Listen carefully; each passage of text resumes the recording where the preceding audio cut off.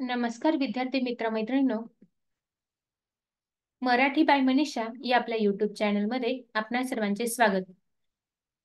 बघा मित्रांनो, सगळीकडे शाळा सुरू झालेल्या आहेत आणि बऱ्याच विद्यार्थ्यांनी नवीन पुस्तकं घेतलेली असतील आणि ही नवीन पुस्तकं सगळ्यांना आवडतात आणि त्याचा सुंदर असा वास देखील येतो. पण आपल्याला या पाठ्यपुस्तकाची ओळख नसते.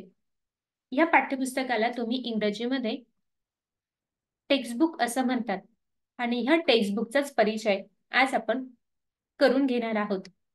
तर आजच्या व्हिडिओमध्ये आपण पाठ्यपुस्तक परिचय, मुखपृष्ठ म्हणजे काय आणि मलपृष्ठ म्हणजे काय हे समजून घेणार आहोत.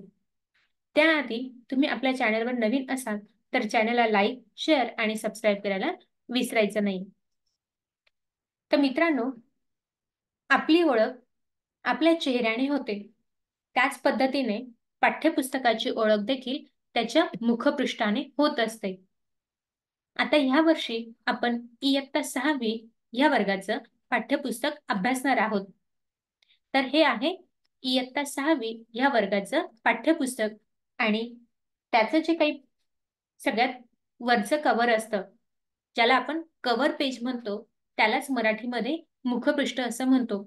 आता हे मुखपृष्ठ आज आपण समजून घेणार आहोत. तर ह्या मुखपृष्ठावर आपल्याला काय काय माहिती दिलेली असते ते आता आपण पाहूया.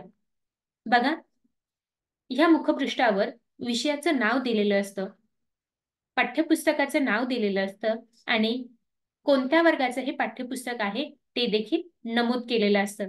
आता हे इयत्ता 6वी ह्या वर्गाचं पाठ्यपुस्तक आहे.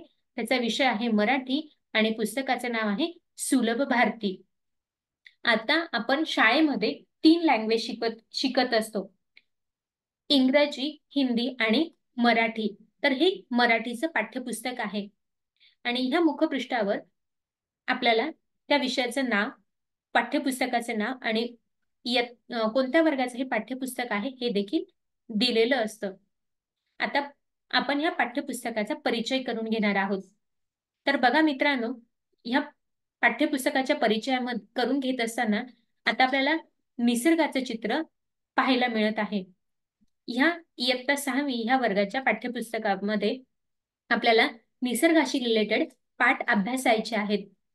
आता ह्या पाठ्यपुस्तकावरती आपल्याला एक झाड पाहायला मिळत आहे आणि ह्या झाडावर पक्षी घरटे बांधताना दिसत आहे.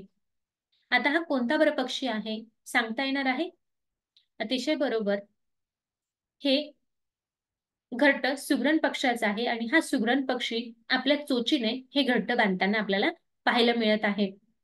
त्याचबरोबर या झाडाच्या शेजारी एक नदी वाहताना आपल्याला दिसत आहे आणि ह्या नदीमध्ये कमळ देखील फुललेले पाहायला मिळत आहे आणि आजूबाजूला गवत देखील उगवलेलं आहे. 2 विद्यार्थी ह्या मोकळ्या मैदानावर फिरताना दिसत आहे आणि फिरत असताना त्यांचं लक्ष त्या झाडावर असलेल्या पक्ष्याकडे जातं आणि ते झाडाचं आणि पक्ष्यांचं निरीक्षण आपल्याला करताना पाहायला मिळत आहे आणि बाजूलाच हिरवं गवत म्हणजे सगळीकडे हिरवळ उगवलेली आपल्याला दिसत आहे. तर मित्रांनो, आज आपण मुखपृष्ठ म्हणजे काय आणि मुखपृष्ठावर कोणकोणत्या गोष्टी दिलेल्या असतात हे समजून घेतलेलं आहे. आता पाहूया आपण पुढचं पेज.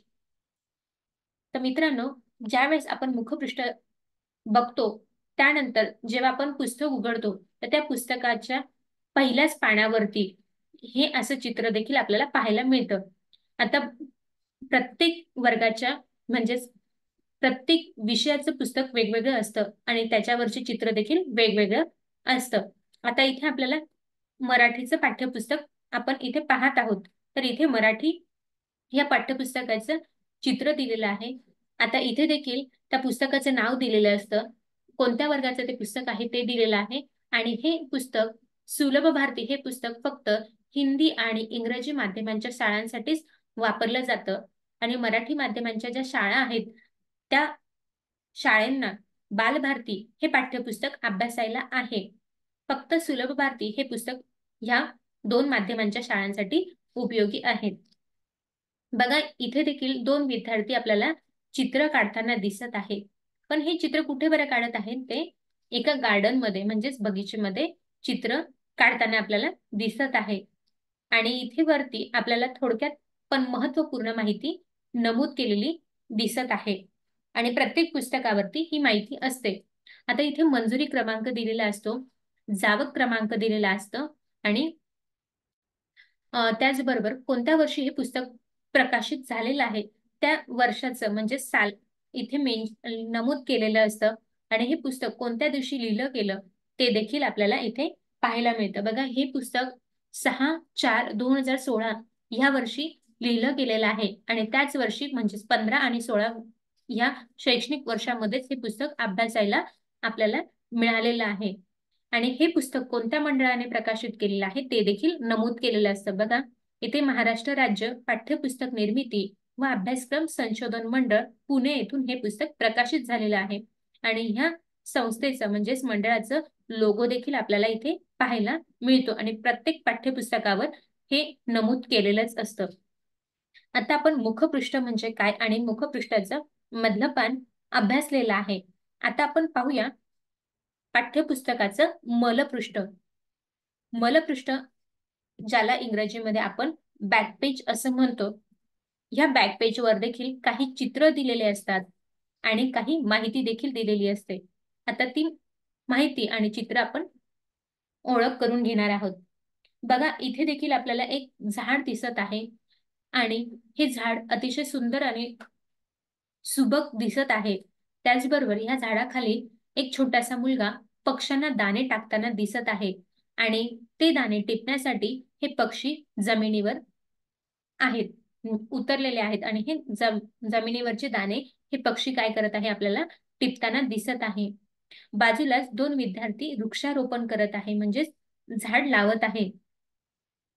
त्याचबरोबर ह्या मोकळ्या मैदानावर गवत उगवलेलं दिसत आहे आणि बाजूलाच छोटीशी नदी वाहताना दिसत आहे आणि ह्या नदीमध्ये कमळ फुललेले आपल्याला दिसत आहे आणि आजूबाजूला हिरवळ आपल्याला पाहायला मिळत आहे. म्हणजेच आपल्याला सुंदर असं निसर्गाचं चित्र ह्या मलपृष्ठावर पाहायला मिळत आहे आणि ह्या मलपृष्ठाच्या शेवटी देखील आपल्याला हे पुस्तक कोणत्या मंडळाने प्रकाशित केलेलं आहे त्या मंडळाचं नाव दिलेलं असतं, त्यांचं लोगो म्हणजे चिन्ह दिलेलं असतं.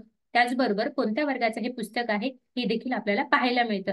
इथे देखील महाराष्ट्र राज्य पाठ्यपुस्तक निर्मिती व अभ्यासक्रम संशोधन मंडळ पुणे मराठी सुलभ भारती इयत्ता 6वी हे नमूद केलेलं पाहायला मिळत आहे.